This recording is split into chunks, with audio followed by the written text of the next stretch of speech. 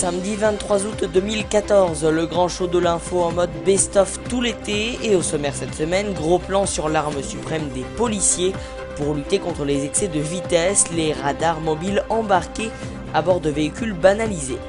La Poste a développé une application smartphone, elle s'appelle Factéo et elle simplifie la distribution des plis recommandés, démonstration dans quelques minutes. En Syrie, de plus en plus de médias couvrent cette guerre à distance, sans correspondant sur le terrain. Tanger, longtemps source d'inspiration pour les artistes, multiplie les initiatives pour tenter de renouer avec son prestigieux passé.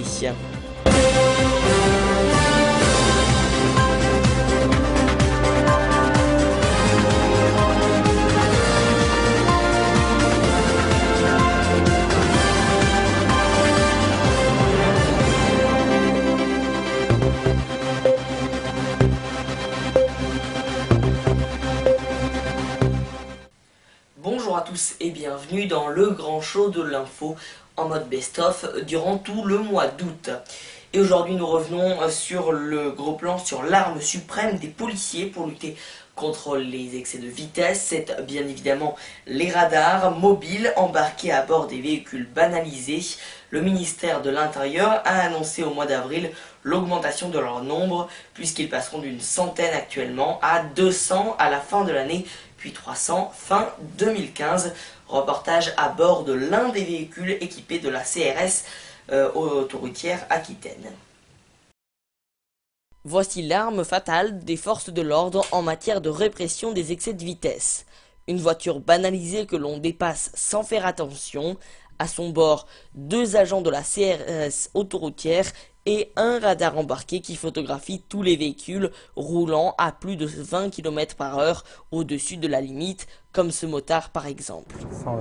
120 km/h, c'est 30 de plus que la limite autorisée. L'infraction sera directement traitée par un centre automatisé qui gère aussi les radars fixes. Le contrevenant recevra chez lui une amende de 45 € et perdra 1 point sur son permis. Depuis près d'1 an d'utilisation de ce véhicule, les CRS constatent que le mot d'ordre est passé auprès des automobilistes, avec une conséquence directe sur les infractions. Les vitesses ont baissé significativement, oui, tout à fait. En moyenne, les radars flashent une quarantaine d'excès par jour. 129. 129, ça lui fait du 135, 136 au compteur à peu près.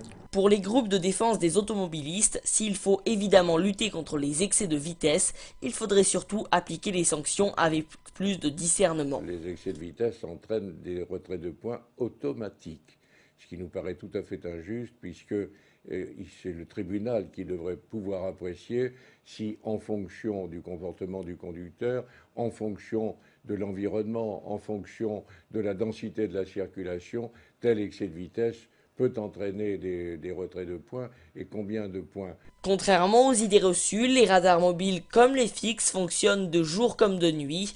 En 2013, 18,9 millions de flashs ont été enregistrés par les 4200 radars de France, des infractions qui ont rapporté plus de 700 millions d'euros à l'État l'an dernier. La Poste a développé une application smartphone, elle s'appelle Factéo et elle simplifie la distribution des plis recommandés.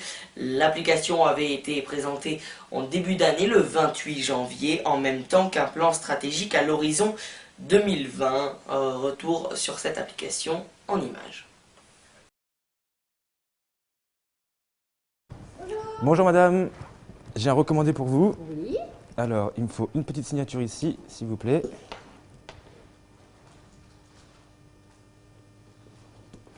Et il y en a une seconde sur le téléphone.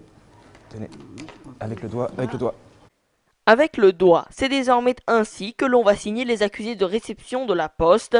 La direction a demandé aux facteurs de remplacer une partie des vieux bordereaux par une application sur leur smartphone. Pour moi, que ça soit une signature papier ou une signature comme ça change rien du tout. Factéo, c'est le nom de cette application développée par la Poste, confrontée à un enjeu historique, s'adapter à la chute des volumes des courriers face à la montée en puissance d'Internet. Au passage, l'application est censée moderniser l'image de la Poste et de ses facteurs. L'accusé, et voilà pour vous. Parfait. Ça change rien du tout, hein. C'est vraiment, c'est pour faciliter le travail de la Poste que à l'avenir il n'y aura plus de papier. Ça évitera de faire des manipulations de recommandés, justement de les flasher le matin, de les reflasher après les tournées. Factéo a été testé auprès des facteurs d'Île-de-France et concernera bientôt de nouveaux produits comme les colis envoyés en recommandé. Du côté des syndicats, on redoute la surveillance des salariés à distance. L'inquiétude, c'est qu'il va y avoir un suivi à la trace de toute l'activité des facteurs. Il y a beaucoup d'inquiétudes sur cette application et sur lesquelles on demande de réfléchir et d'avoir quelque chose de plus abouti avant une mise en application totale et définitive. Après une phase de test, La Poste va généraliser l'utilisation des smartphones dans toute la France. Un déploiement progressif, on parle de 10 000 facteurs équipés en 2014, 80 000 à l'horizon 2015. Selon Reporters sans frontières, 27 journalistes sont morts en couvrant le conflit syrien depuis qu'il a démarré en mars 2011. Résultat, de plus en plus de médias couvrent cette guerre à distance sans correspondant sur le terrain. Adib est un photographe et vidéaste syrien. Il s'est installé dans la ville turque de Gaziantep après avoir dû quitter la Syrie où il ne pouvait plus travailler. Au début de la révolte contre le président Bachar al-Assad, il a été arrêté 2 fois par le régime. Aujourd'hui, couvrir la guerre en Syrie est encore plus dangereux à cause de l'implication d'un groupe djihadiste lié à Al-Qaïda. كان في عندنا المشكلة الجديدة هي داعش اللي بلشت تخطف الصحفيين الأجانب.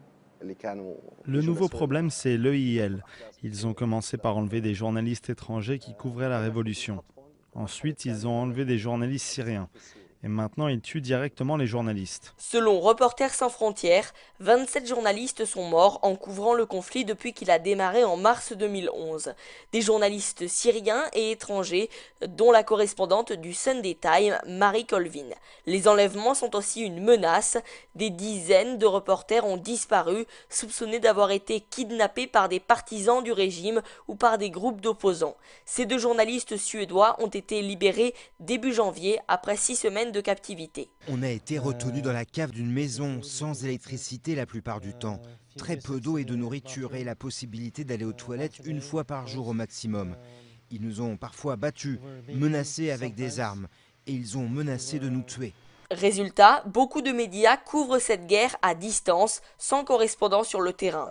Aujourd'hui, les journalistes en Syrie sont menacés de mort par toutes les parties. Que ce soit l'EIL, le régime, les journalistes ne peuvent travailler nulle part en Syrie. La guerre civile qui déchire le pays a généré une crise humanitaire colossale, environ 130 000 morts et des millions de déplacés. Les informations diffusées par les habitants sur les réseaux sociaux et le décompte quotidien effectué par l'Observatoire syrien des droits de l'homme permettent d'alimenter un minimum les journaux, mais cela ne compense qu'en partie le manque de couverture de ce drame quotidien et complexe. Port ultramoderne, train à grande vitesse, site automobile unique en Afrique et ainsi que projet touristique, Tanger, longtemps source d'inspiration pour les artistes, multiplie les initiatives pour tenter de renouer avec son prestigieux passé. Sur les rives du détroit de Gibraltar, Tanger bouillonne. Après les travaux du port de Tanger-Med, inauguré en 2007, c'est toute la ville et son million d'habitants qui sont en mouvement. Ici transitent chaque année 2 millions de passagers et 3 millions de conteneurs, mais les projets vont encore plus loin. La vocation portuaire permet effectivement permet à Tanger et plus généralement tout le nord du Maroc de se connecter aux flux logistiques mondiaux. Et la vocation de la plateforme industrielle de Tanger-Med, c'est effectivement de développer des activités qui sont liées et qui sont en continuité, en synergie directe avec le port. Une zone franche qui accueille déjà plus de 500 entreprises et a créé plusieurs dizaines de milliers d'emplois dans la région. Un boom économique et démographique que le projet Tanger Métropole, un investissement d'1 milliard de dollars sur 4 ans, devra maîtriser. Sa Majesté, Mohamed VI, a demandé qu'une étude soit réalisée pour voir un peu quel est le modèle de développement qui peut être mis en place dans la ville de Tanger pour accompagner ce développement, parce qu'on est qu'au début. Un développement que les autorités veulent également transformer en une ville très touristique. Principal atout, son littoral mais aussi son histoire. L'ancienne Médina est en cours de rénovation. Toute l'infrastructure routière, toute l'infrastructure d'amélioration du tissu social, tous les projets concernant la délocalisation du centre de Tanger des industries bruyantes, etc., feront de Tanger une ville accueillante. Et si les grues se multiplient au cœur de la métropole, certains quartiers restent pour l'instant à l'écart de ces grands projets. Tanger, à quelques encablures de l'Espagne, est aussi une ville où la précarité et l'immigration illégale sont omniprésentes. C'est la fin de cette édition, merci de l'avoir suivi et rendez-vous la semaine prochaine pour notre dernière édition du Best of.